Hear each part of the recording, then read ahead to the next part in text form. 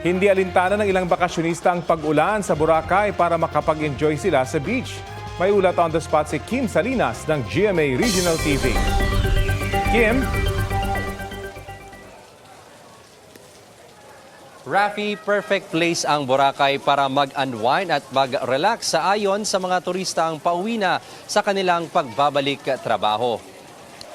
Maulang umaga ang muling sumalubong sa mga turista sa isla ng Boracay ngayong araw.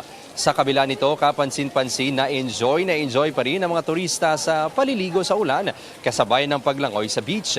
Meron namang ibang nag-jogging pa nga. May ilang turista na sa halip na magmukmok sa kanilang hotels habang hinihintay ang nakaschedule sanang island hopping, piniling magtampisaw sa tubig kasama ang pamilya. May ilan namang abala sa pamimili ng mga pasalubong at remembrance sa pagbisita sa Boracay.